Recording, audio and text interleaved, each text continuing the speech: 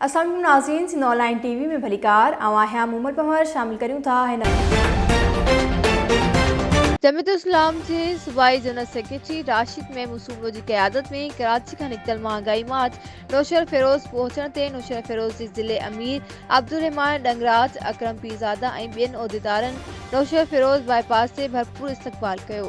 Sindh online TV के reporter M Zafar तगड़ मूजिब खिताब कंदे मौलाना राशिद महमूद सूमरो चयो त मौजूदा इमरान हुकूमत एतरी महंगाई कई है जो गरीब मानू बवेला मानी गमे लाए परेशान है। मानू पंहिंजा बचा पिया विकणन। राशिद महमूद सूमरो चयो त असांजी क़यादत ऐं मौलाना फज़लुर रहमान खां सिवाइ हुकूमत न हली सघंदी। असां इमरान जे लाइ सिंध मां वेज़ा ऐं गंदा टमाटा खणी वञी रहिया आहियूं ऐं पुछण चाहियूं था त हुन नाअहल हुक्मराननि खां त तुंहिंजो 1 करोड़ नौकरियूं ऐं 50 लख घर किथे आहिनि। असां चऊं था त इज़त सां इस्तीफ़ा ॾेई घर हलियो वञे। हीउ मुल्क हलाइण तुंहिंजे वस जी ॻाल्हि नाहे। महांगाई मार्च नौशर फिरोज खां इस्लामाबाद रवानो थी वियो। महांगाई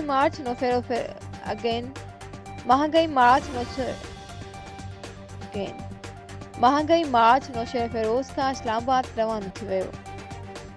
सिंधवासियुनि जे ख्वाबनि जी तकमील। हैदराबाद, कासमाबाद, मसीनगर चौक भरिसां सोमरा वॉलपेपर, पीवीसी पैनल समूरनि शहरनि में मयारी ऐं बहितरीन सर्विस ॾेई रहियो आहे त पोइ देरि न कयो, हाणे ई राब्तो कयो असांजी टीम सां जेका तव्हांजे हिक कॉल ते अव्हां वटि पहुचंदी, जेका बणाईंदी तव्हांजे घर खे ख़ूबसूरत ऐं अव्हांजे ख्वाबनि मुताबिक़।